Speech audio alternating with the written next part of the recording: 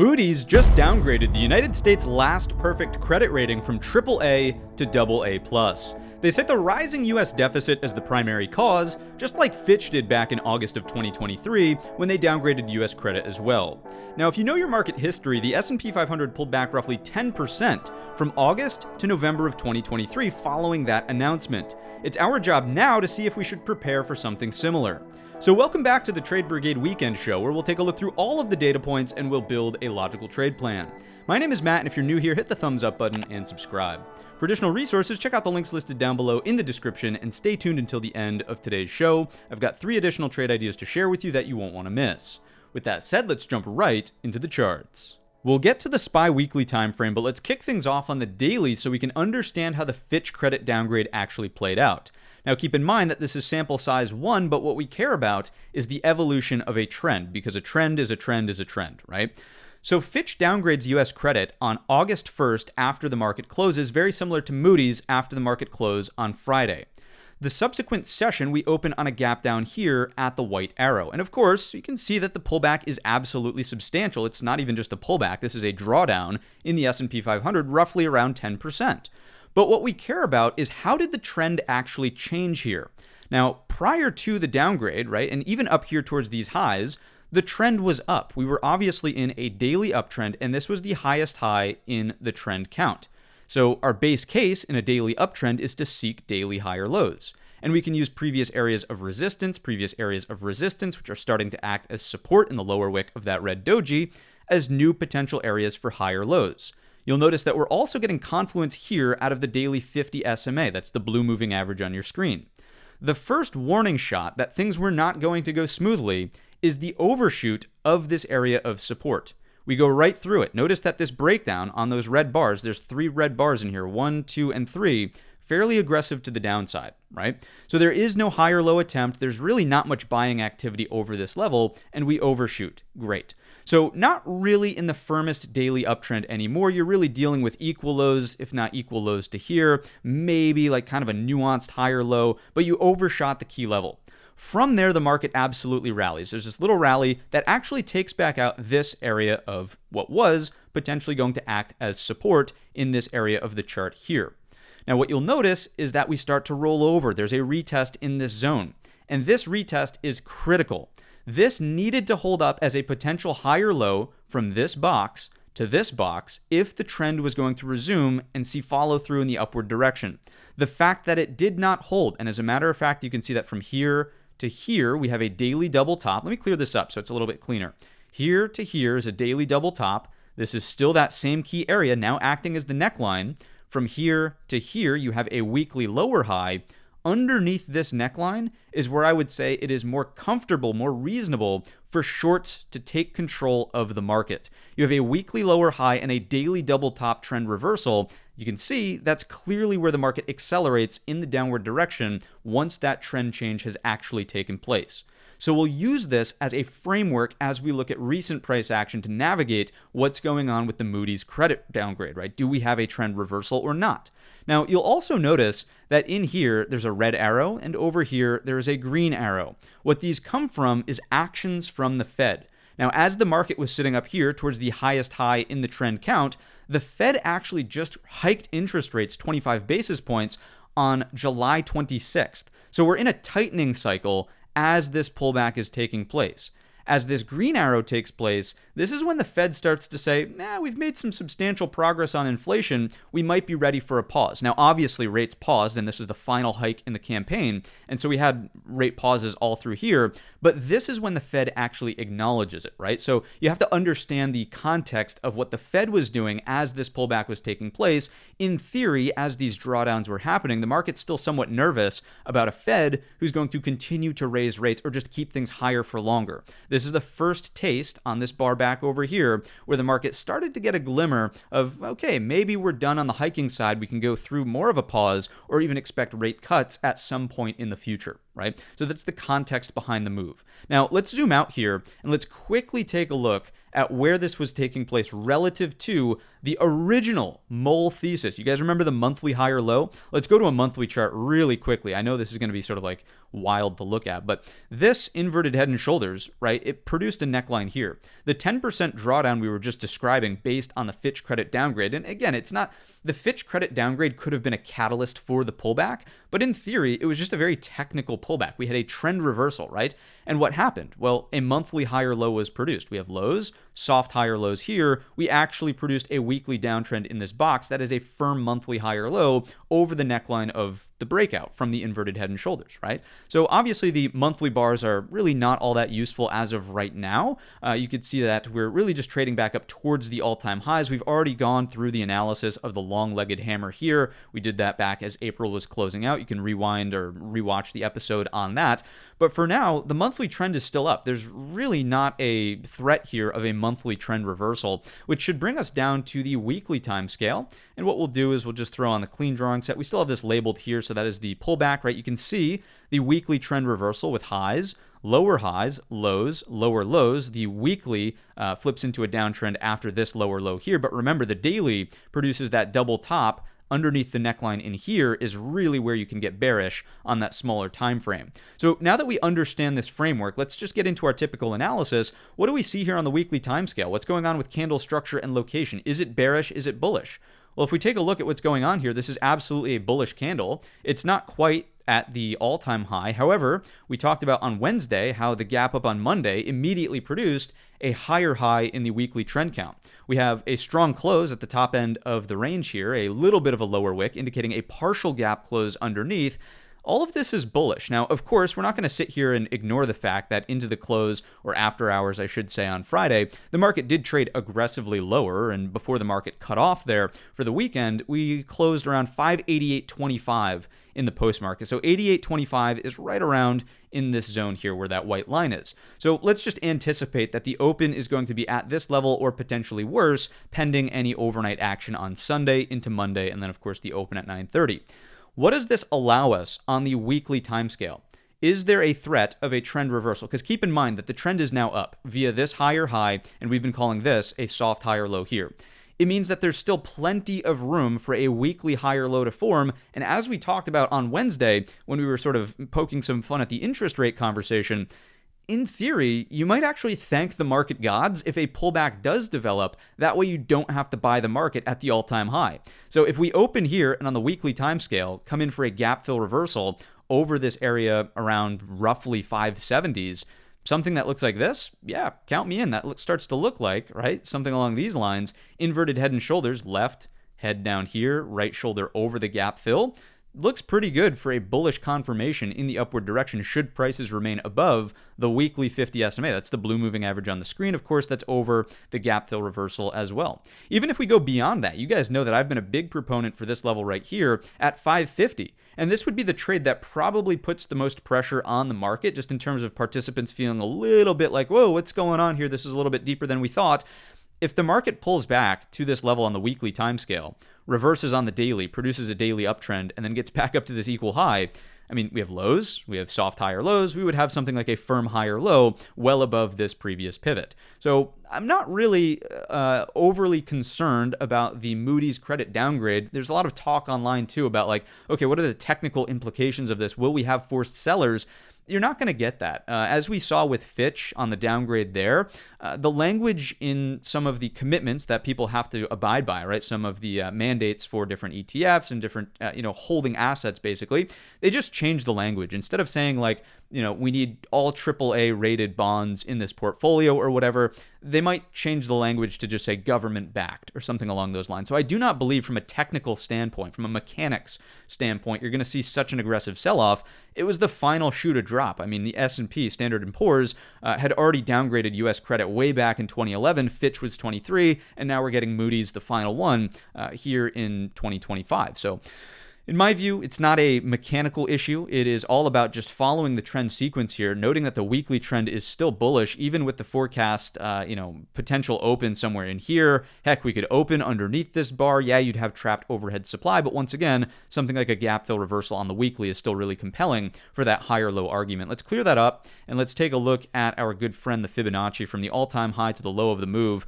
Staying over the gap fill reversal is, of course, over the 61.8. The odds of a 100% retracement dramatically increase the more time you spend above a Fib 61.8 in this sense. Even if you take it one step further, the Fib 50% retracement is kind of right on par with that low of this lower wick, as well as the 550 key zone, we know, which acted as resistance slightly in this area here over the tariff turmoil zone, right? So I'm not seeing an issue from a Fib perspective. If we come on from here, the low up to the high, you'll note that the Fib 38.2 is now perfectly parked at 550, 551, reinforcing the idea that even if the market does pull back, it doesn't go gap fill reversal. If we support here, it's a great spot for bullish consolidation. It's a higher low from a Fib perspective. It's a bull flag, call it whatever you'd like. Let's check in on the anchored VWAPs on the weekly time scale. We're above the entire cluster. The gap fill reversal is support here. This has support with our anchored VWAP from literally the all-time high. Really not seeing an issue on the weekly time scale. I suppose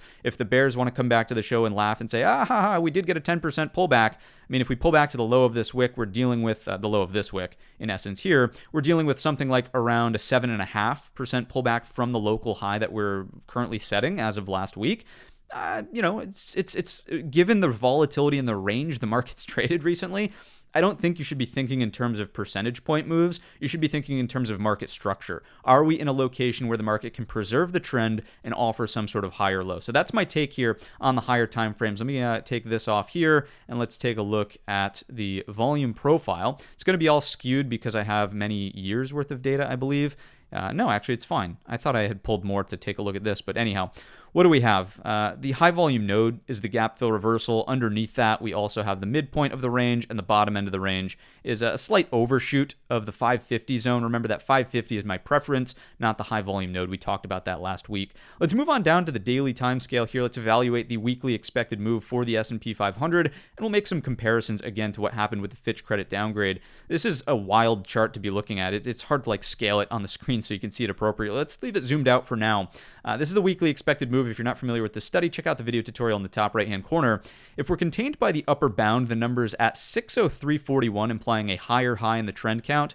If we're contained by the lower bound, the number is 584.99. That, of course, would imply a higher low in the trend count. As we just noted, the market is, as of Friday's after hours close, around 588.55. So 588.55 puts us right around in here, actually, which is a very important zone for the market. Now, obviously, it should go without saying, there was a huge move last week. It was a 2 sigma move outside of the expectation for markets in the upward direction. We have this massive unfilled gap underneath us. We gapped up and over the daily 200 SMA. The trend, of course, is up. You have lows. You have first higher lows here, soft higher low, soft higher low. We still have not achieved an hourly downtrend in this entire rally ever since staging this low way back here. So is it reasonable that from the highest high, the market can pull back and afford a higher low? The answer is absolutely. And this has really been our take ever since Saturday of last week. We were saying that, hey, you could even pull back to here. Let's just say that this range didn't break out to the upside. There was no China deal. You could support a higher low here and rotate back to the upside. Obviously now that we've extended even higher, you've just got even more room. So the point being is, and I think another useful thing we've been saying here on the channel is that you need to be extremely mindful of your trade location when the market starts to do something that looks like this, and it's just up and away. If you're a buyer at the highest high of the move, I mean, anybody who went out over the weekend long, definitely not feeling so good after hours as soon as that news was announced, right? So you've got to be mindful of that trade location. Buying the highest high always carries the most amount of risk. We went through the exercise yesterday, but let's in theory say that your target is the all-time high. Did I say yesterday? I meant in the last update video. If your target was the all-time high, in theory, the market would remain in an uptrend even if we closed the gap. So you would have to maintain a long stance on the market, even if we're here, that's my view at least, seeking a higher low, gap fill reversal, to get this over time. Now, I don't know about you, but I don't want to try to make one risking something like 1.5 or even 2. So your trade location needs to be paramount as moves like this take place. If we're thinking about now, let's compare this back to what was happening with the Fitch credit downgrade, right? The market opens on a gap down. That's very likely we're going to get some kind of open in here, right?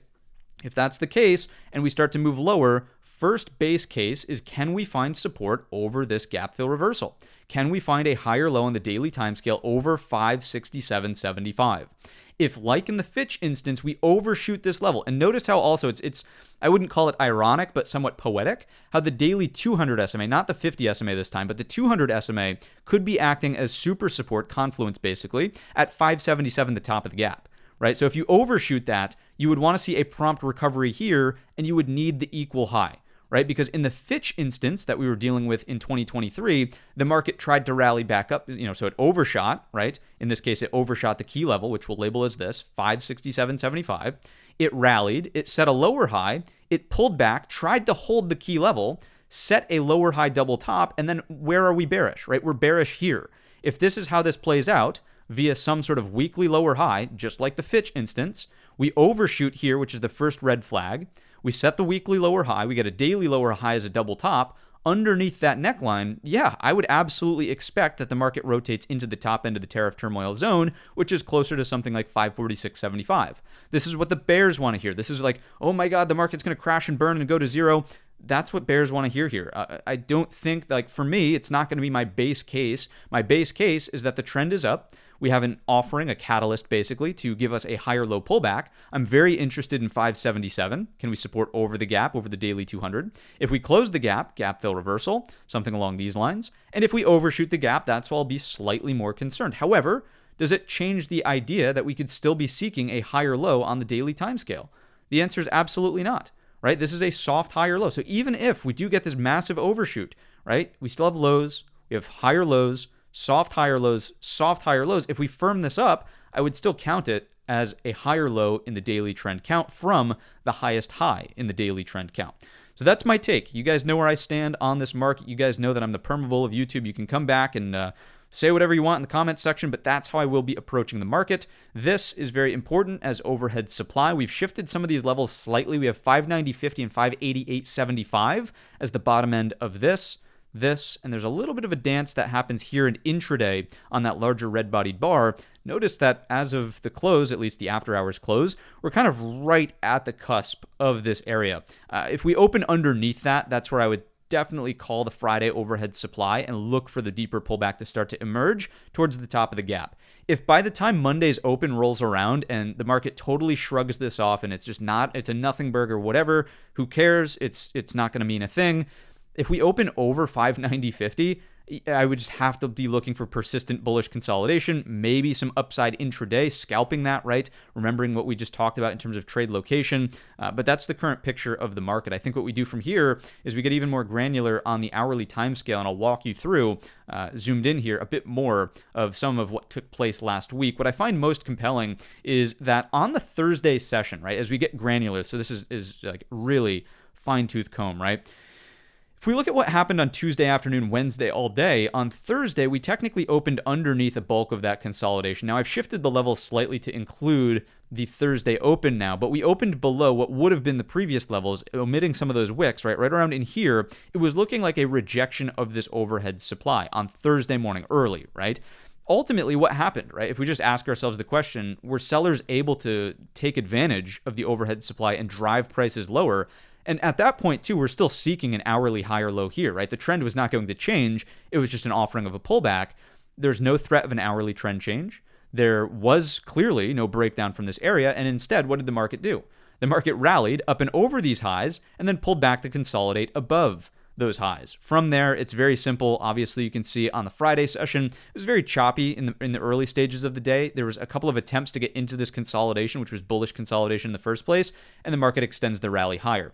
So just in terms of outside of the credit downgrade and what we saw after hours, of course, the key question remains, are we still dealing with a market that's being dominated by buyers? Is this a risk-on environment?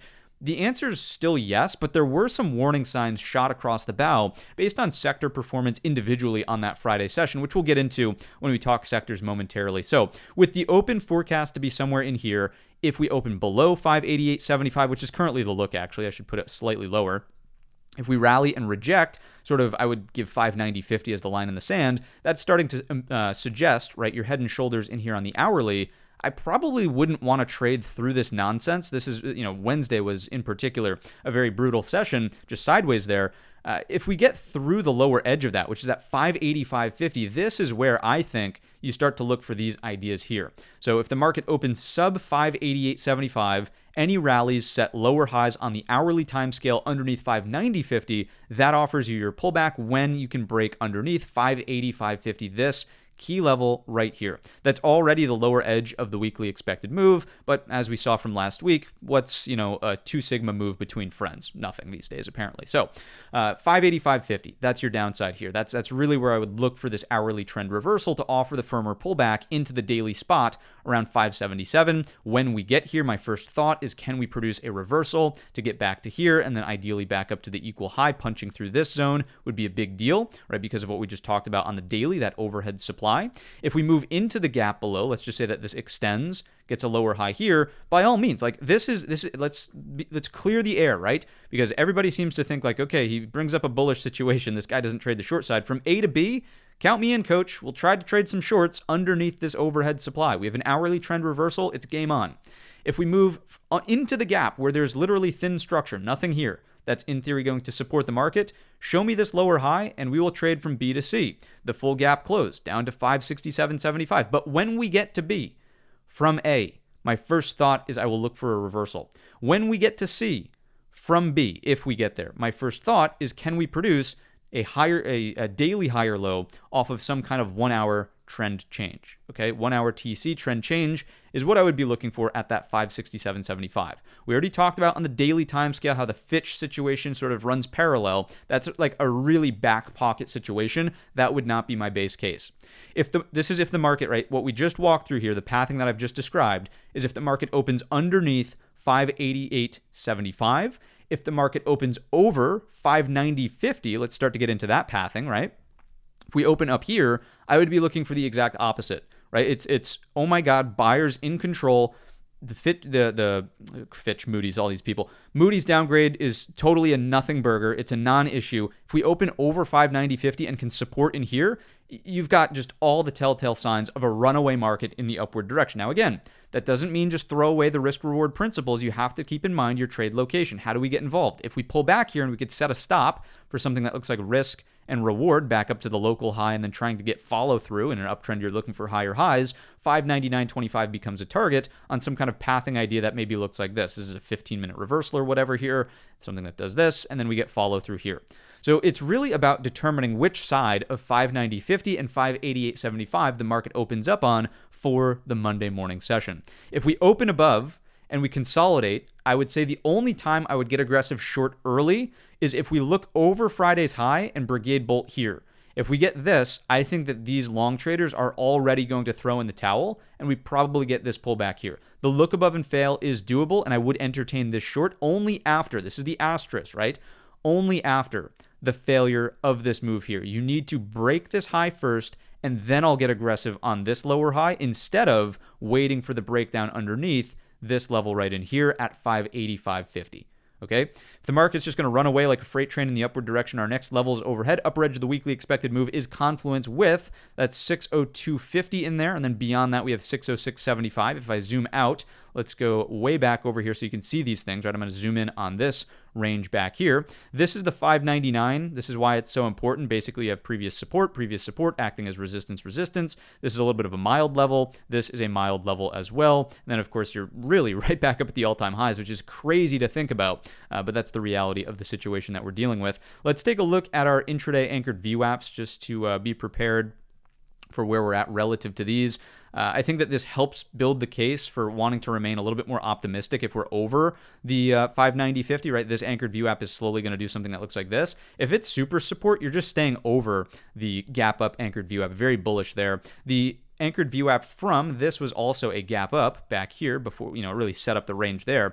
That anchored VWAP is also confluence with the 577, reinforcing the idea that if we do get, say that we get here like this, my first thought when we get there is, do we have buyers step up to set that daily higher low? So you know where I stand on the levels. You know that we have plenty of supporting evidence that suggests that buyers are still in control. It's maybe due for a pullback, again, based on the posturing of the S&P sectors, a little bit risk off into the end of the week there. The last thing I want to show you is if we zoom out on this, there's a couple things actually. Let's firstly take a look at our Fibonacci's just from the low of the gap up to the most local high.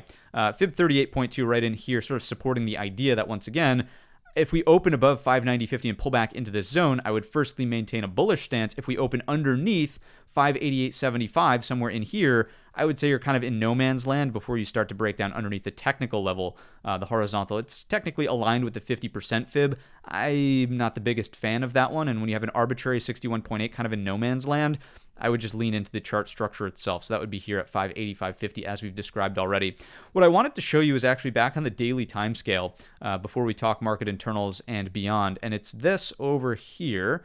I want to show you a rate comparison. So what I have in pink is the TNX, which is the 10-year interest rate, right? And what we should compare is what was going on with the Fitch credit downgrade and rates versus what we have currently. And once again, I tried to label this a little bit with, this is Jerome Powell hiking rates. This is Jerome Powell basically saying rate hikes are over, right? So hiking rates, as this pullback was taking place, look at rates taking off, right? Big move higher in the 10-year rate, as the market was certainly moving in the downward direction. And you would anticipate that, right? Higher rates technically put pressure on valuations and multiples. As we look at what's currently taking place over here, you could see that rates are, first of all, in terms of the hiking versus cutting cycle, we're probably closer to more rate cuts versus rate hikes. We know that the Fed's trying to still watch for inflation, but are rates dramatically ripping in the upward direction? Everybody, again, seemed on Wednesday to be so concerned with the 4.5% yield that was tagged here. If I just go to 45 on the TNX, it's this left axis. Rates pulled back into the end of the week. Now, I wouldn't be shocked to see rates move higher as we come into the open of this upcoming week based on the credit downgrade, right? You're going to have purchasers basically of bonds demanding higher rates to take on higher risk on a lower quality bond now at this point.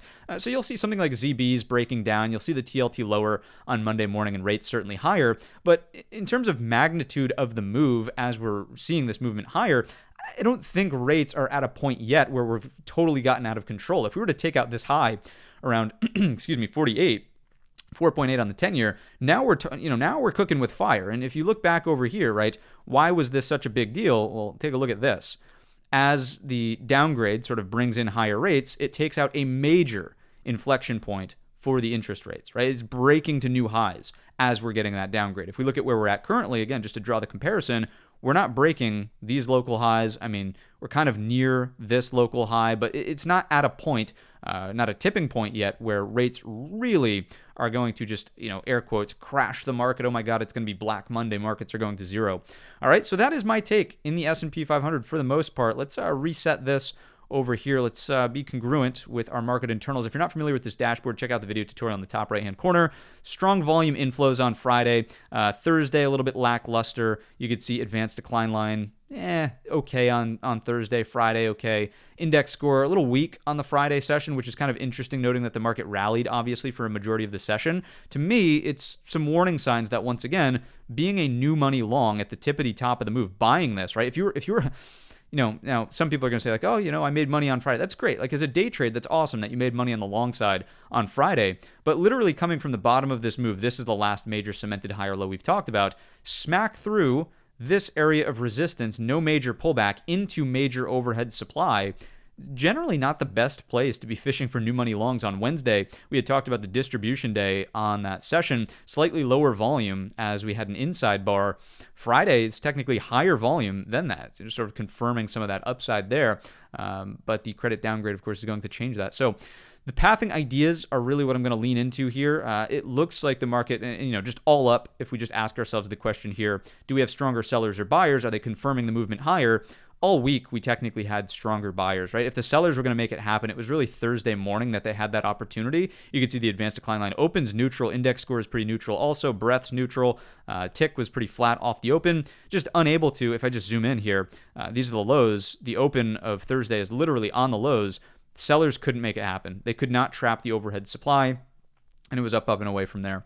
You can take a look at the after hours move here out of the ES futures. Definitely a downtick, but even at that, I mean, it's right to the opening print of the Friday session and already starting to produce a little bit of a lower wick. I'd be really interested to see how the Sunday futures open up, gap down, sort of in range. We'll post about it over on X. But for now, I think the base case and what we've really outlined here through the analysis thus far today is seeking some kind of higher low on the daily time scale, on the weekly time scale. There's room for it. A pullback is healthy at this point. How can we buy that and maintain a little bit more of an optimistic stance? We know, based on the roadmap, basically from Fitch, where we have to change our tone, right? If we look at the market profile, if you're not familiar with the profile, check out the video tutorial in the top right-hand corner. What can we learn about price here? What can we learn about what happened prior to the downgrade? We were getting follow-through, meaningful follow-through in the upward direction with the point of control sliding higher on Friday. All this would indicate as of right now is, remember, all the information we have in hand is that the open is going to be at the opening print of the Friday session, Sunday night, right, 6 p.m. If we open here, you still have all of these traders who are feeling fine about their long positions. They're like, great, this is fine. I'm dandy. Look at the point of control here. Look at the point of control here. Point of control over here. No problem, right? Another comment we could make here based on the depth of rotation through the single prints. This is another failure of the sellers on Thursday. Stronger sellers, how are they going to open in underneath previous day's low in the single prints and not get any rotation through this thin structure A period post into the lows at 58.62, 58.63, just not there. So when we're thinking about the types of participants in the market, all of them still stack up as being probably more so net long than anything else. And once again, if we open on Sunday night, if we open at the Friday open, I really don't think that there's this big reason to panic and throw your hands in the air and run around like the market's going to burn and crash and go to zero. If we open inside this range, then you guys know exactly how I feel about that, right? We can get a rally that rejects. Great. Where are we short? Underneath the bottom end of the range. And, the logic should suggest that we get a thin structure retracement, and then we look for that pullback into the top of the gap. Right, so the futures and the market profile really confirm everything that we already knew and said about the market itself. Let's get back on over to the platform here. Let's take a look at our good friend, the QQQ NASDAQ 100. Let's go up to the weekly time scale, and let's have a look at what's going on from this perspective. So, weekly trend up, weekly bar. Let's stay committed to the process. Candle structure and location. I know we didn't go over higher high and higher low in the S&P, but that should really speak for itself. Obviously, there's a higher low. Obviously, there's a higher high. Obviously, we've closed at the highs of last week's session. As of the post-market close, we have 514.60. 514.60 brings us right around into this white hash mark right here. Once again, is this pullback enough to completely change the weekly trend? The answer is absolutely not. Now, for the mega bears out there who are doom and gloomers and, oh my God, the market's going to crash, this is going to be worse than 2008, I would argue that the next major threat on the higher time frames, and I guarantee that half the bears won't even make it to this point in the video. That's how crazy it gets in the comments. I see this stuff. It's hilarious to me. The major threat in the higher time frame is that this turns into a monthly double top. You get a retest, not this, but like this would be topping point 1. This is the pullback. This is your topping point number 2, and then you get your double top. What does that require? And we talked about it we talk about it religiously. Every time the monthly chart closes, you need to be underneath the neckline.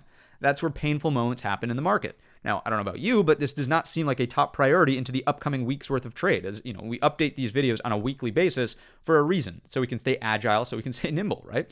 So higher time frame bears, monthly double tops, not really a conversation point yet.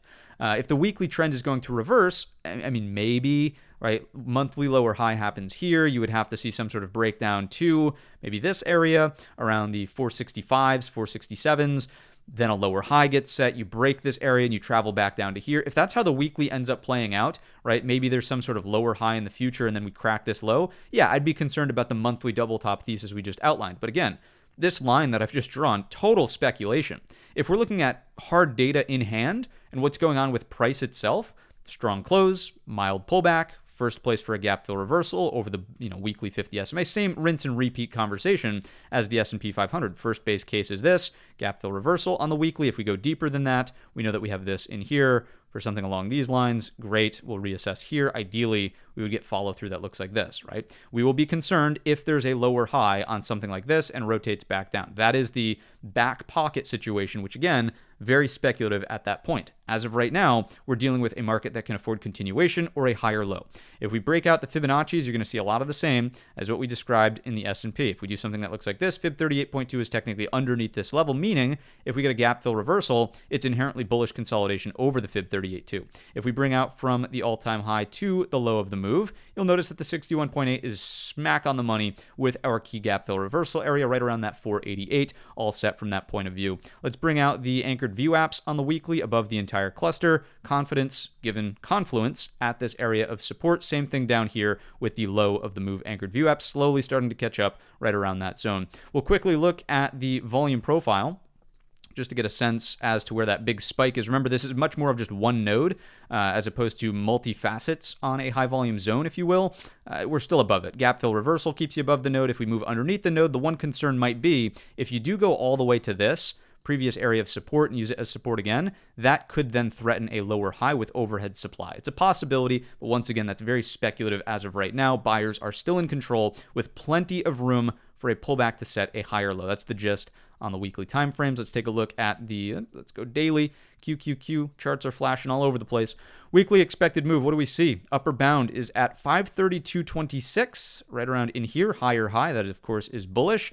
Lower bound is at 510.76, higher low, well above the gap close down below. Once again, the forecast open, or at least what we have in hand as of Friday's close, is 514.60s.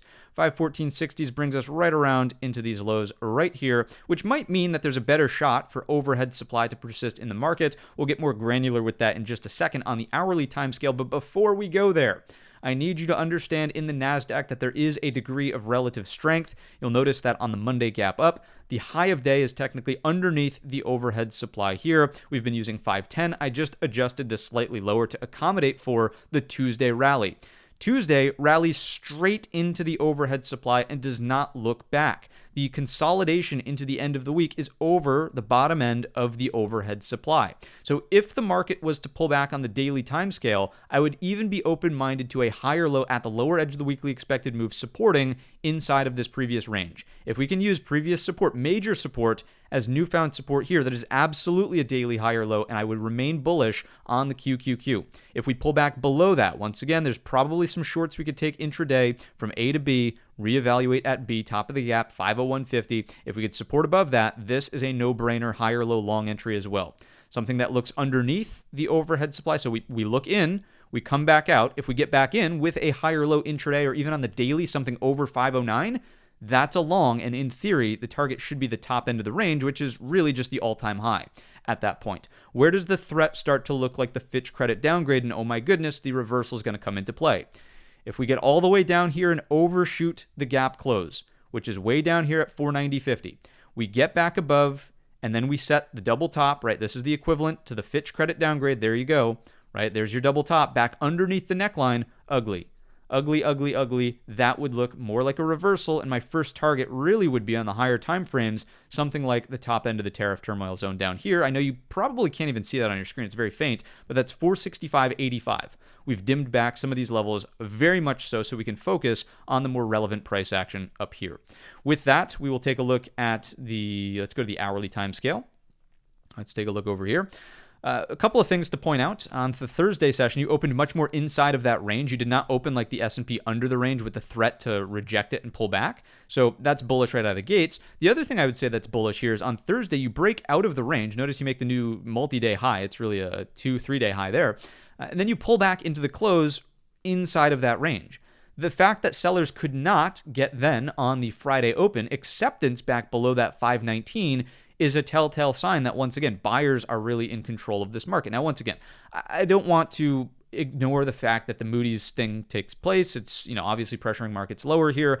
514.60s is where we're forecast to open. That's underneath the overhead supply. So the base case would be if we open underneath, we rally and reject 515, I think it's a no-brainer that the market should, in theory, pull back at least to this level here, 509, the overhead supply we were just ranting and raving about on the daily time scale. If we go through that, you have to target the top end of the gap. Top end of the gap is 501.50. When we get here, my first thought is, can we produce the reversal to look something like this? I want to be long here, and I want to be definitely long on this move right here as well, retargeting the equal highs 519 and then 521.75. If the market goes through and looks something like this, it's the same idea. I want to get long at the gap fill reversal, daily 200 SMA. I want to be long on the recovery back over the top end of the gap here at 501.50. Then the same thing that happens here. Now, of course, we can short this from point A to point B. That is A-okay. We could take shorts in a market that's trending higher. That's fine. But when we get to B, once again, we want to be thinking about, can we produce a daily higher low? That is the key concept, okay? There's nothing saying, and this, we would have to evaluate this as the market develops. What's the strength of this pullback? Of course, you could look at me and say, but Matt, what about the possibility for a reversal here and it's really more detrimental? Sure, that could absolutely take place, but that's such a forecast into the future at this point.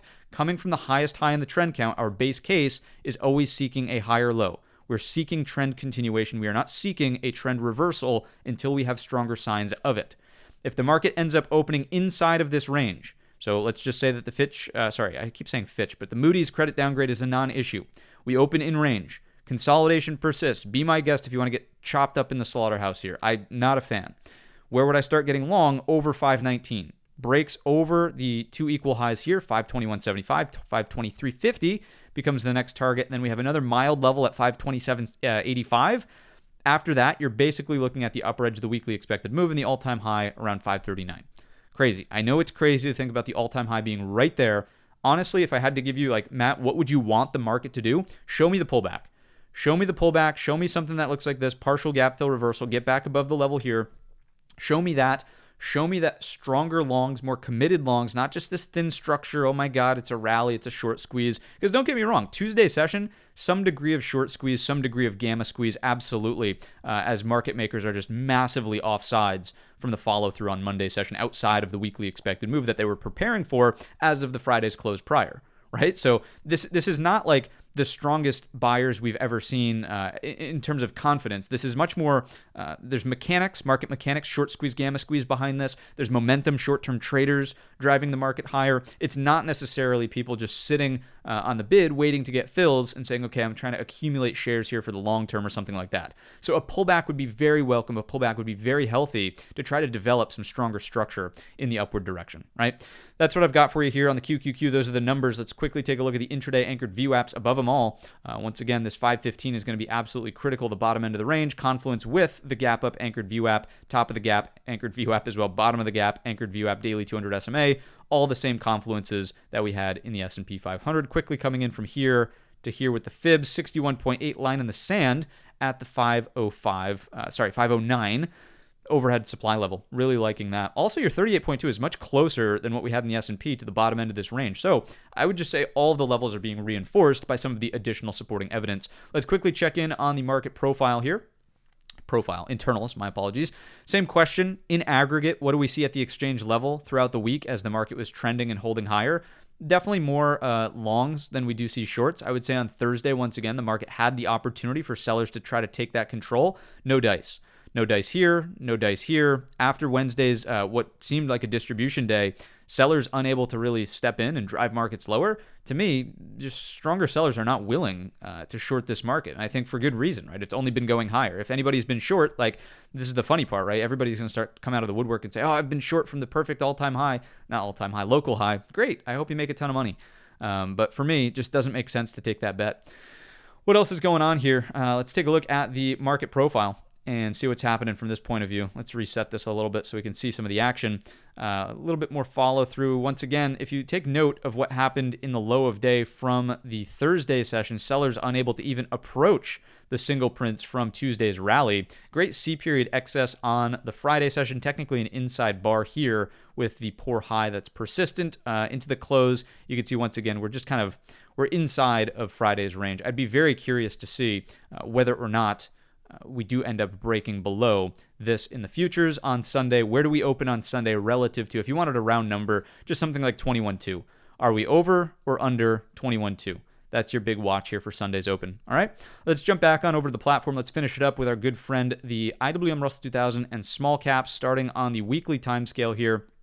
We all know that the major threat comes from this previous balance area here. We gapped up and over it. The opportunity for that major lower high has been massively diminished. Now, I'm not going to sit here and say that the IWM is as strong as what we've seen out of The other indices and the logic behind that is just notice that you're kind of right at the equal high versus the other, the NASDAQ and the S&P certainly made that weekly higher high. You do still have a nice long lower wick on the weekly bar suggesting support over the gap fill reversal. You're also getting a market that's trying, I mean, what I would think is we're trying to suggest some kind of consolidation here. If we can Brigade bolt there, which is over this level around the 211.50s, over that becomes much more compelling as a story for higher. Now, what is the market possibly waiting on? Well, the credit downgrade is absolutely not going to help the small caps, right? We know that obviously interest rates should see an uptick on Monday. That shouldn't come as a shock to anybody.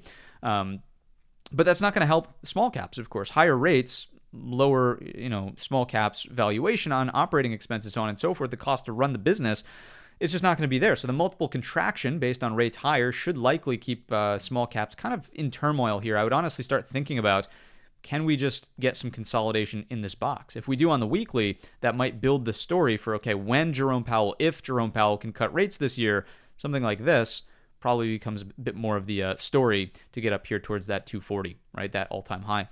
So the weekly chart, not nearly as strong as the other indices we've seen. Let's quickly throw on our anchored VWAPs on the weekly here.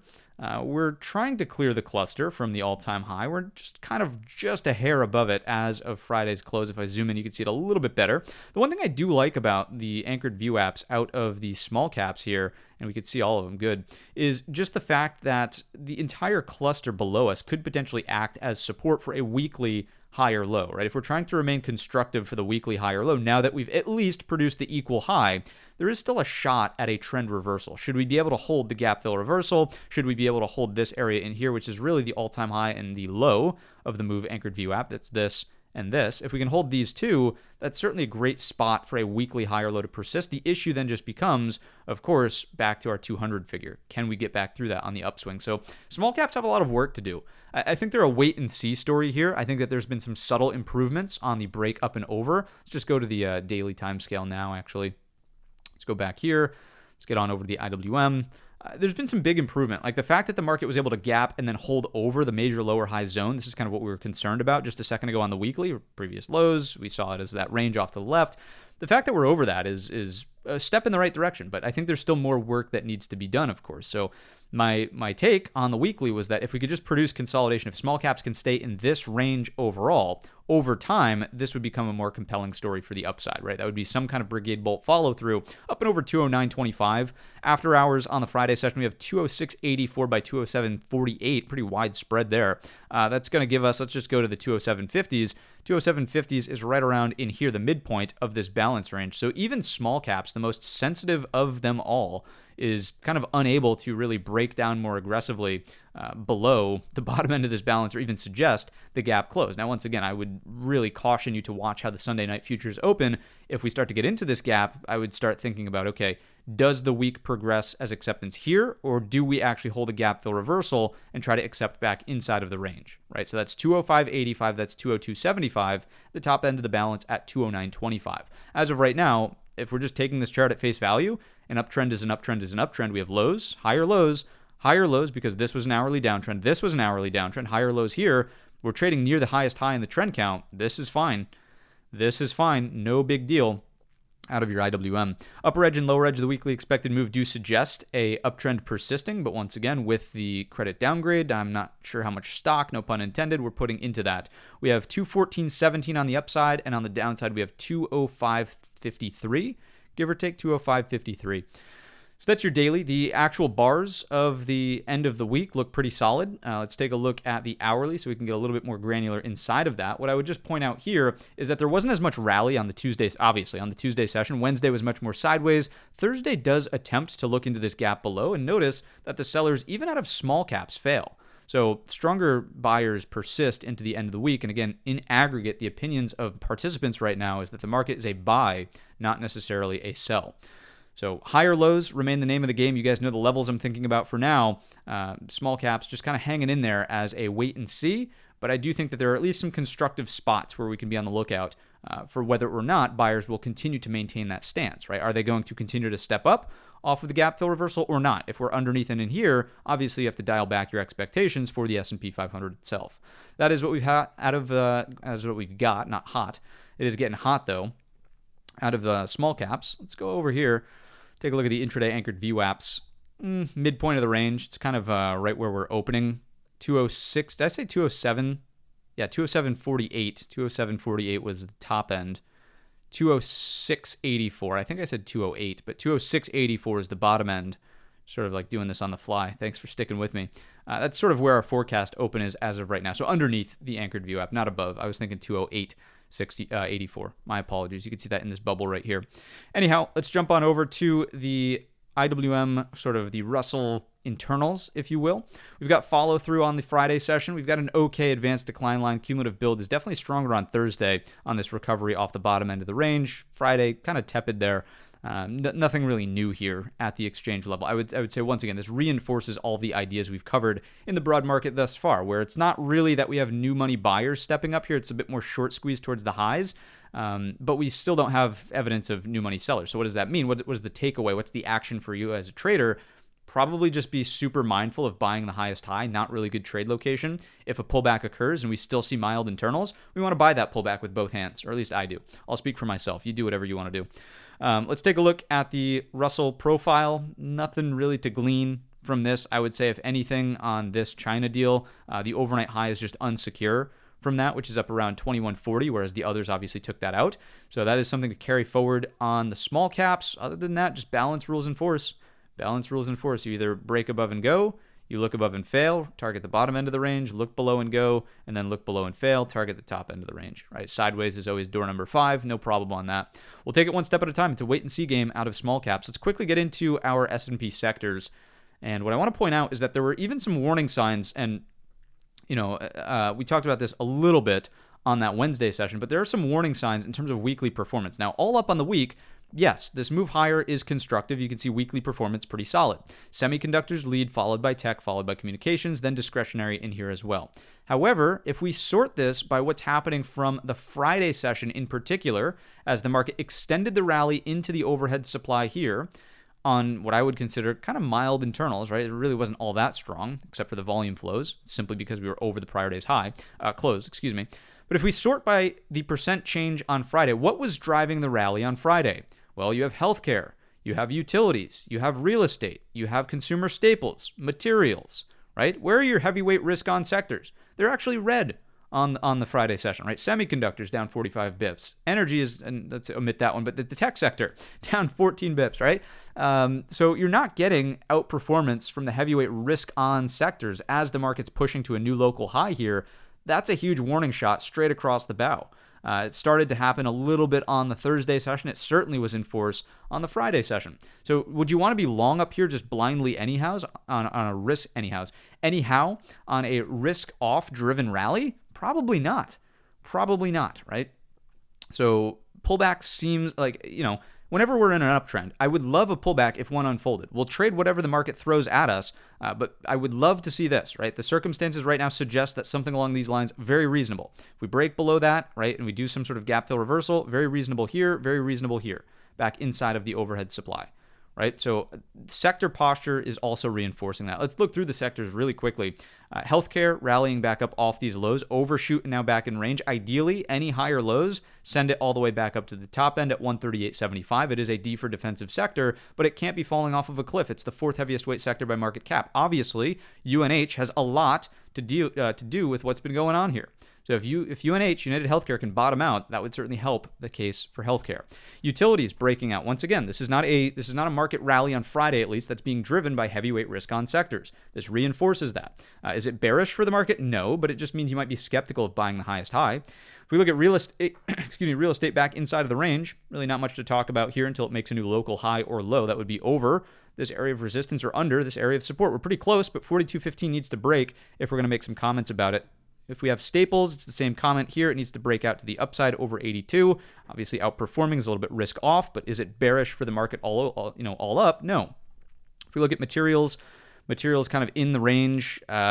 Materials being such a lightweight sector, I have no qualms with this. It's just a higher low here over previous area of resistance. It looks bullish as a chart, as a trend. If we look at financials, really strong, moving on the gap up to hold over this previous pivot high over 50.70.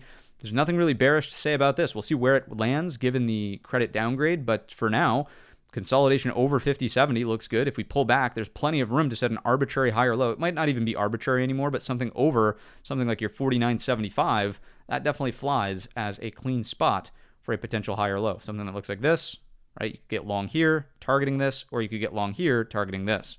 So financials not putting downward pressure into the market. If we look at the XLY, the discretionary sector, also holding the gap up. Plenty of room here for a higher low over the top of the gap. Show me a gap fill reversal, something that looks like this. No issues out of these trends, right? The primary thing that we're trying to evaluate through the sectors is there a spot? Is there a threat for a trend reversal that really starts to suggest bearish pressure? The answer has been no so far. If we look at communications, it's up and away. Plenty of room for a higher low pullback. Once again, non-issue. If we look at, let's save TLT for last because of what's going on here. Let's move into semiconductors inside the range, bullish on the hold there. Any higher low pullbacks over 237. It doesn't matter what happens with the whole credit downgrade thing. If we open on a gap down here, if we open on a gap down into the daily 200, that's going to be, for me at least, probably a spot to start looking first for a buy on that open if we could start to find bullish setups there for a gap close overhead or just a hold of that 237. I'd be more concerned if we open below 237 and then we start to pressure the 234 for the gap close below. But when we close the gap, this is what buyers want to see. Not really a threat here for a trend reversal to the downside out of semiconductors. Energy, sideways, not really doing much here. So recession narrative is just kind of on pause. I would think that the recession narrative is going to get louder as and if energy falls back down into, or I should just say under 82.85. Technology, last but not least, the heaviest weight sector. What do we have? Similar to the SMH. Notice the room for a higher low pullback over 226.75. Fine here. Fine for a weekly higher low. You have a threat here, but ideally it resolves higher. Like if we're putting our optimist hats on, that's kind of how that one plays out. So for me, no issues out of the XLK, no major pullback threats, no trend reversals, plenty of spots, plural, for higher lows. Obviously, once again, I would think that it's clear, and I'm going to say it, but I shouldn't have to say it. If the tech sector does pull back through this thin structure, you can trade shorts intraday. You can be bearish on the intraday into this location at 226.75. Okay, so there is your disclaimer on the bear thesis.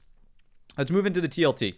Bonds. I believe that bonds are likely to break this 85. We'll see, after hours, they did get crushed a little bit off the close. I think 85 is asking for a break simply because you have, highs, lower highs. I get that this was a higher high. That's the pause and all the nonsense that's been going on in there. Tariff Liberation Day, the inverse, right? So this lower high as well. You've got test 1, test 2, test 3. You can kind of only knock on the door so many times, especially with a higher time frame, one of these also. You could call this a major H pattern. It seems to me that 85 is likely to break down at some point. And then, of course, the classic argument is just going to become like, but what about the major support? Like, this is like all-time low support. It doesn't mean that, rates can obviously go lower. This is not, just because this is the floor in the TLT based on trade history does not mean that the TLT cannot go lower. So I'd be watching for that out of the TLT. It seems likely that rates will move higher, bonds will get cheaper as investors demand a premium for holding U.S. assets on the downgrade, basically. So that's my take here. What it means for U.S. equities, we'll see if, the only way that this actually flips and catches everybody off guard, which could be an interesting take here. Let's just walk through it verbally. What if investors think of this as a catalyst for equity downside, right? They see risk, obviously, in holding equities on the downgrade, foreign investors, but then domestic investors go out and buy bonds and say, okay, I'm willing to take TLT with a 5% yield, 8% yield, whatever it might be. 8's getting actually a little bit too lofty. We're probably dealing with what, 5s? High 4s, low 5s. If you can get that, you might actually see flight to safety step up here and buy bonds. And I think that was a similar situation with the 2011, if I'm not mistaken. Do we have even the info here? Yeah, TLT in 2011. I'd have to find the exact, maybe I'll put in an overlay as to when the S&P downgrade took place in this 2011 time span. But we'll see if bonds actually catch a bid based on a flight to safety trade. That would be interesting, wouldn't it? As 85 just looms as looking like a breakdown point. So we'll see.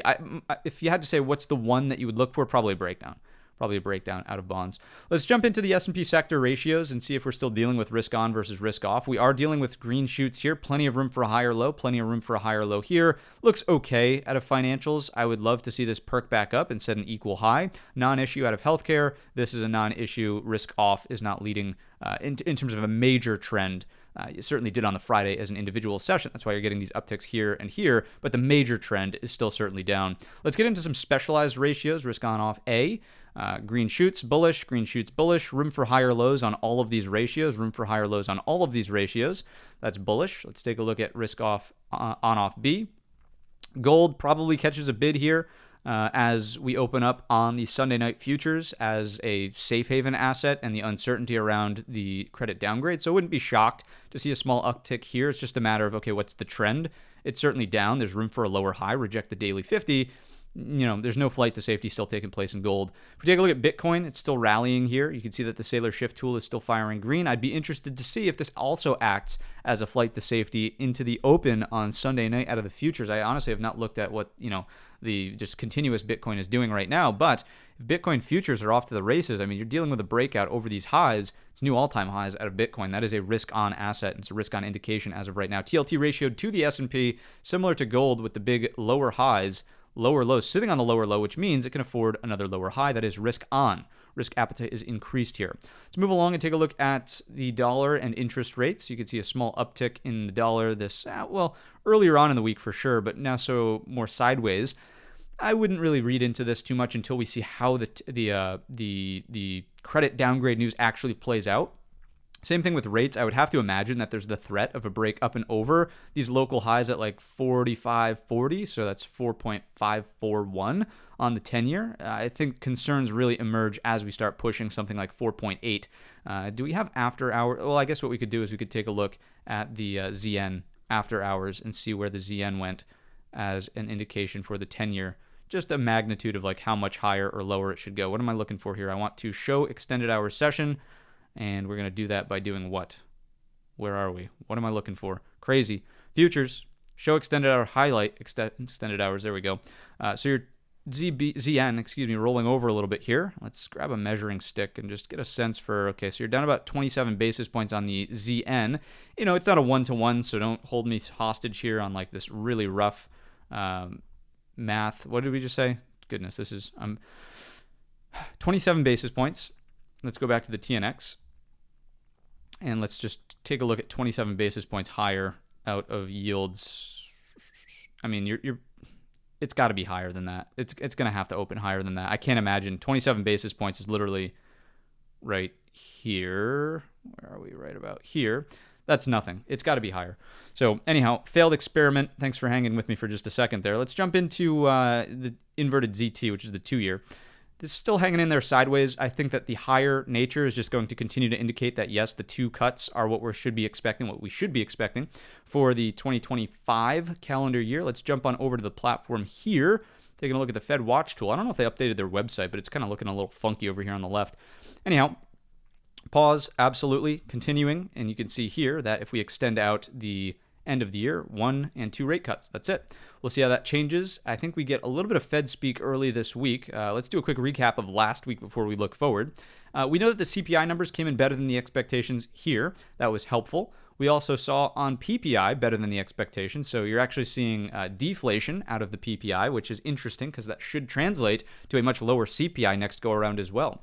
Retail sales came in a little bit soft over here, and most importantly, the jobless claims came in at expectations, not spiraling out of control, which is a decent thing. If we take a look at this, your continuing claims, remember, we were concerned about this potentially indicating some momentum. So orange is the continuing claims, blue is the initial. This is right back in range, so all set. No acceleration out of the initial continuing jobless claims, which is what would ultimately put pressure on the Fed to start cutting rates, even if they believe that inflation is likely to stay sticky, which as of right now, pretty solid prints. Again, pretty solid prints here, which is crazy when you compare that to what happened with inflation expectations, 7.3% on the University of Michigan preliminary read here from Friday morning at 10. Insane. This is literally off the charts. Literally off the charts here. If you take a look, this is the inflation expectations. Crazy. This is the highest reads that we've seen in a very, very long time. So that is interesting there. If we take a look at PPI, This is just the contributions to PPI. We have ourselves services being the big deflator. And one of the reasons for that, if you actually dig into some of the commentary surrounding the PPI, it was because of financial services. Financial services were down in the month of April, which is kind of funky to think about. But as you know, the big market downdraft took place, that they were, I suppose, collecting less in terms of trading activity, and it's not really trading activities, but the advisors, right, weren't doing so well. That's the commentary that I had read, at least. Anyhow, the more I say it out loud, the more I think to myself, doesn't really make sense that it would be that way. You would think in a big downdraft, people would be seeking advice. They'd be racking in fees left and right, but that's not what we saw. The data itself suggests that financials were driving the services there. Anyhow, let's look forward to the calendar this week, and let's take a look. So a lot of Fed speak.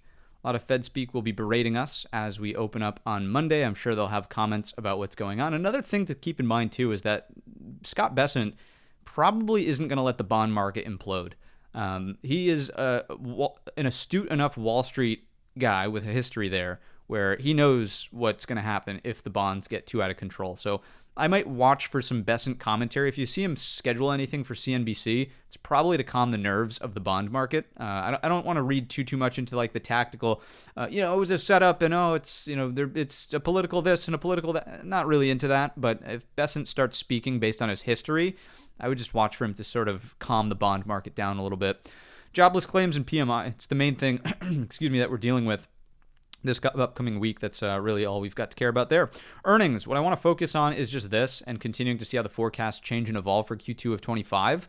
As of right now, they still remain depressed, which is why we're sort of going through this deeper pullback. Remember that just early April, before the tariff liberation day, we saw this number for Q2 kind of up here on par with this, right? And then we were continuing the growth out of earnings. So this depression, if you will, quote, depression, is why perhaps the market is reeling around a little bit. But if we scroll down, one of the things that's also going to be very interesting here is that the primary reason we've sort of snapped back so hard towards these highs is not necessarily because of the EPS, but rather the valuation, right? This is your PE ratio.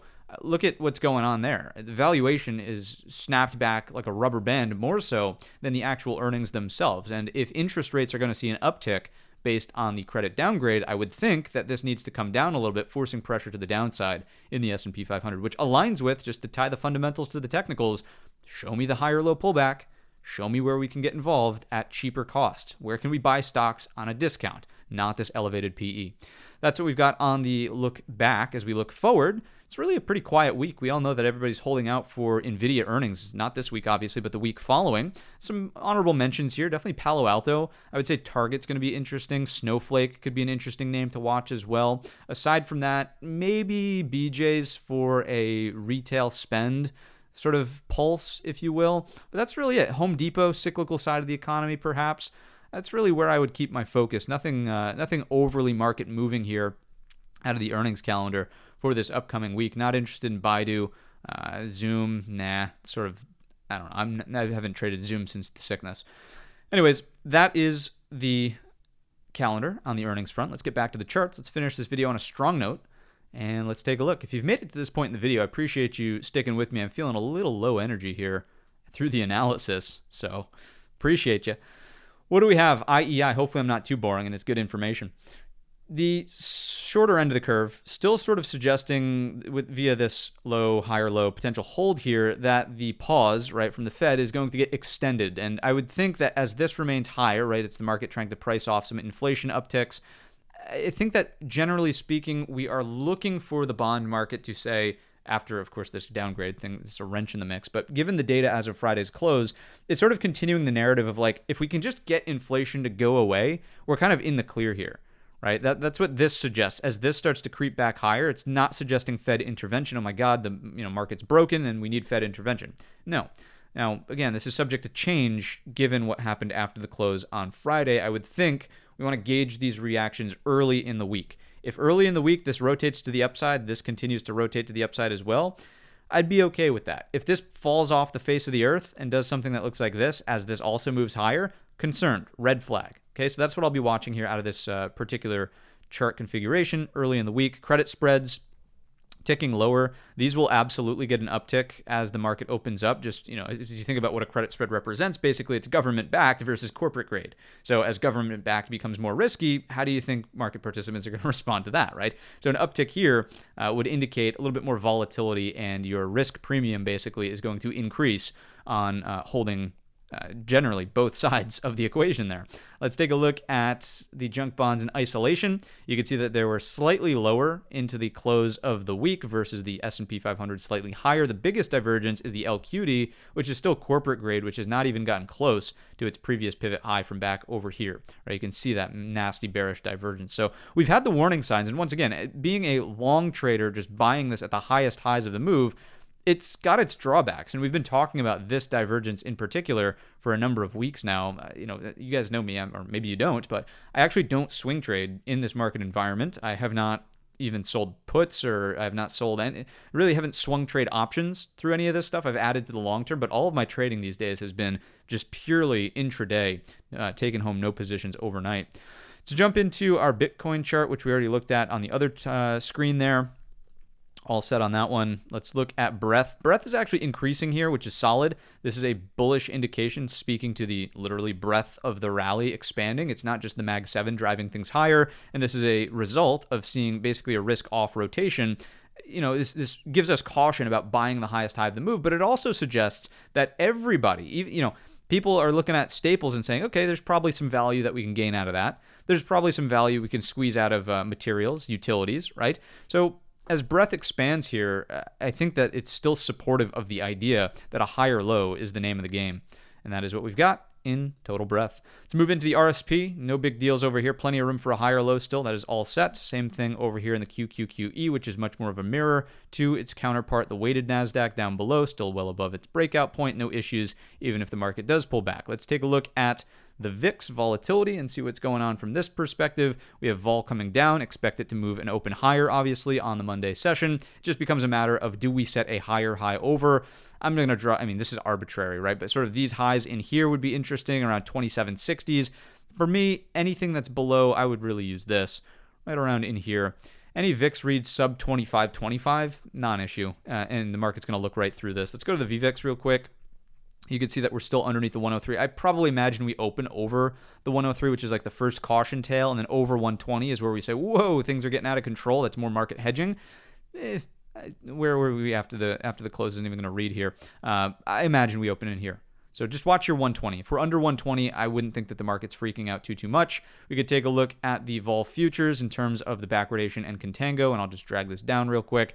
We're in a very, very strong contango that's worked its way back into the market, which is bullish. This, remember, is a way it's a metric to help gauge whether or not money managers are comfortable reallocating capital to the market, and we can actually take a look at this through the official curve on the VIX. You guys remember what we were talking about. If we go to product depth, there it is. What we wanted to see, and what we've been dealing with for a long while now, ever since the Liberation Day, was the exact opposite, right? Where the market was pricing in more risk in the present day versus the risk in the future. We had a curve that looked like this. More risk today than there is in the future. Now, there's less risk today than there is in the future. That is where money managers are more apt to allocate capital, and you get something like your infinite bid 401k hitting the market, right? So we'll see if that can't come back into play as we get into and through the credit downgrade early on this upcoming week. If we get those pullbacks and the VIX curve remains looking like this, 401k infinite bid, sign me up. Let's try to look for those higher lows. That's kind of a sloppy looking infinity sign. All right, we've done it through the vol futures. Let's quickly, before we get too far away from volatility though, look at the one-day VIX. If the one-day VIX opens and fades, that would be an indication too. Notice here, let me go full screen on this for just a moment. Let's maximize that sell. If the one-day VIX opens high and closes low, notice that that's very rare. If we do see a red bar fade like that, it's a sign that the market's just going to look right through this downgrade. If we get some sort of extension that looks like this, whoa, okay, this is back to tariff turmoil. I wouldn't forecast that. The credit downgrade, you have to think about it too. It's not, as we said earlier, it's not mechanical enough. It's not the first credit downgrade the S&P or the U.S. debt, has experienced. It's the third, right? It's the final shoe to drop. It's not like, we had someone threatening it and like, maybe we'll downgrade it and we're going to go from AAA to AA+. No, it's the third one to happen over the span of what's now been more than 10 years. everybody knows what it's a forecast. It's basically telling us that, hey, fiscal spend is out of control. You guys got to get this under control. Otherwise, there's a lot of risk wrapped up in some sort of, dare I say it, credit default. No, probably not. The Fed would print us out of that one in a heartbeat. Anyways, let's jump on over here. Let's finish this analysis on a strong note. Then I'll get you 3 trade ideas and you'll be on your way. NVIDIA, you want to know what a gamma squeeze looks like? You want to know what a short squeeze looks like? You want to know what a lockout rally looks like? It's this, right around in here. What do we do about this? I mean, earnings in the not rear view mirror, but the forward-looking mirror. What do we do about NVIDIA? It's tough to trade up here. I got to be honest. It's a tough trade up here to find longs. It's a tough trade to find shorts. Do you short a glaring uptrend that's just squeezing in the upward direction? No, that's pretty tough to do. We talked about how if you gap up and reject something, then maybe on an extension, like a reversion to the mean, even that trade seems like it might pass now that we have 2 days of balance, 3 days of balance in this box here. To give you a sense of where we're at relative to this range, I don't think that there's much to do until we get a pullback to 129 or until we get an extension to this local high. So I would really wait and see out of NVIDIA for a better opportunity than just like getting chopped up in this range. If you put yourself in the shoes of a buyer, right? Anybody who bought the break of the previous day's high kind of stuffed into the close and didn't get anything for it on the Friday session. So you might have buyers who are tired up here throwing in the towel. If you break some sort of trend line like this, maybe come in and close the gap. Once again, I would be more interested in, can we support over something like 129, right? That's the daily level. So dialing back some of the expectations here out of NVIDIA ahead of earnings, looking for a stronger setup. Like the trade location has to be key. Trade location has to be key if you're actually going to have a reasonable shot at a setup there. If we look at Microsoft, not as similar of a story, noting that we have a little bit more consolidation after the major earnings gap up. It's grinding up against the highs, these local highs, so I would prefer to see, if we just take a look here, notice how we looked above and failed. I'd prefer to see this actually play out as the head and shoulders and then offer some kind of pullback into here at 447, to set up the inverse to get back up to the high. That's sort of like range trading at that point where you're trying to buy the bottom end of the range. If we do pull back deeper than that, it's all about this level here at 439.50. If we could get longs off of this level, that would be very interesting, as location-wise to try to navigate back up towards this high. If the market does break out, and let's just say it totally shrugs off the Moody's thing, maybe something that looks like this, I would want to see consolidation here first and then the break, or just a straight up break that then offers the Brigade bolt above if we're going to get long. Just kind of like longing it into this resistance. Terrible idea in my view. Let's look at Apple, another one that's just like a patience play. There's nothing to do in this range right here. You want to wait for the gap to close overhead, the gap to close below. That's 213 or 206.50. You need to wait patiently for either of those levels. Let's move into Amazon. Nancy is actually suggesting a little bit more downside. I know we've got lower wicks. I know we've got an inside bar there on the Friday session, but look at how this is the gap up from goodness, Matt, think here. The China negotiations, we have this happening here. The Brigade bolt lower high is inside of that gap, whereas a majority of other things we've seen, notably just the broad market itself, is not even close to testing this gap below. So 206.50. If we can break down underneath this trend line, probably looking for the daily 200 SMA, $200.25, and then the full gap closes here to 194.50.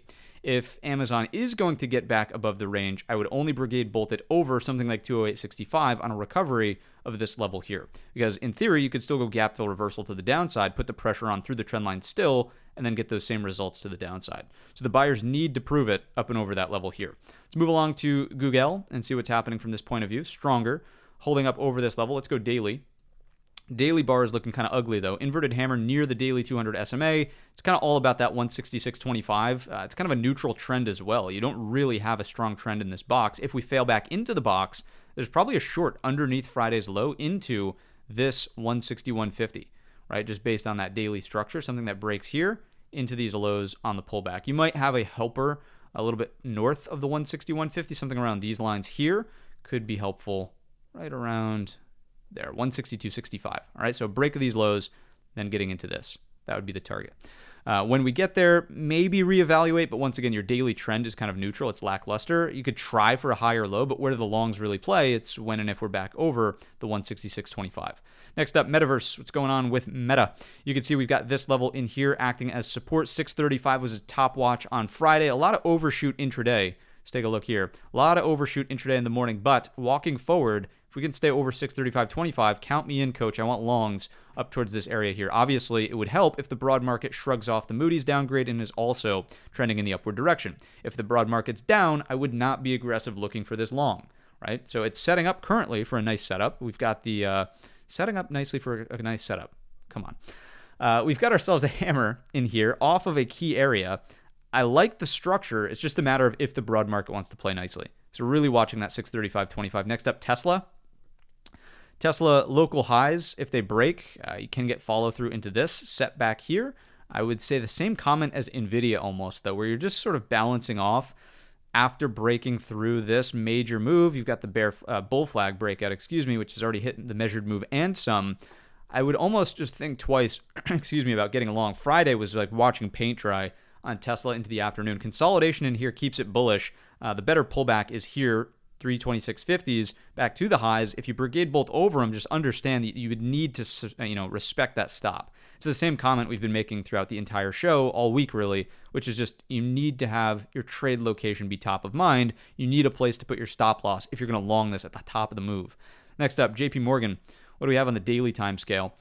Just sort of sideways up here. It's nothing more than just a grind in the upward direction. I think that generally we want to continue to maintain the long stance on a gap fill reversal anywhere over 255. That just helps us keep a level-headed stance on the S&P and just not get blinded by tech, basically. Let's move into Netflix, and then I've got these 3 trade ideas for you, and then you're on your way. Enjoy the weekend. We've got Netflix on the breakout over the top end of the flag range, 1160s. I mean, very clear what needs to happen next, right? You either just get straight up consolidation above and follow through, or if the market pulls back, ideally you're looking for longs off of 1160. This is like textbook trading. Netflix, really, really nice stuff. The only issue with Netflix, you guys can let me know in the comments section if you've been trading this actively, but geez, the option spreads, Netflix is painful to trade. It's not a smooth mover, right? Not at all out of Netflix. This is a better suited stock as of right now for swing trading, which the environment, unfortunately, is not too conducive to, with the drop of a tweet or a Moody's credit downgrade, and the next thing you know, things are blowing up. Let's take a look at these 3 ideas. The first one's on AAPL, APP, AAP11, not Advanced Auto Parts. We don't want anything to do with autos right now. Mild pullback, gentle pullback over this previous area of resistance, 350. It's a very easy watch. If we could stay above that in the post-market, even with the Moody's thing, we're still over 350, 131 is the bid there. If we take a look on the hourly time scale, you could probably draw in a channel or whatever you like. If you break the trend line, that's great. For me, if we can test 350 and I can establish some sort of risk reward to the upside, count me in. That's sort of what I'm looking for. Your first target might be something like this around the inflection point here, the lower high from Friday, literally after rejecting these previous lows. That's something around 370. Let's go 370 on that guy. 370. And then let's make all these sort of dim and gray as we typically do. Should have done a little bit more homework. Your breakout over 378.75 is really where the market accelerates out of app, more so in the upward direction. Not interested if we're accepting underneath 350. So break the trend line or test 350, support off of it, rally to 370. Over 378.75, what do we have off to our left as a target? Probably looking at the opening print of that breakdown, which is over here around 405.50. 405.50 would be that really stretched upside target there. That's app. Next up, what do we have? We've got PayPal, PYPL. Taking a look over here, it is a similar story. You can see that we have a previous area of resistance, which is trying to act as support as of Friday's close. You can see that we are supporting off of that. We looked below. The sellers failed. If we could produce a very minute inverted head and shoulders along these lines, your neckline break is probably up and over the 72.20s. We can keep it like that. No need for a 25 there. Over that, you're looking at that, right into this 74.35 level from the daily time scale. Coming from this, you can probably see a better intraday on the hourly.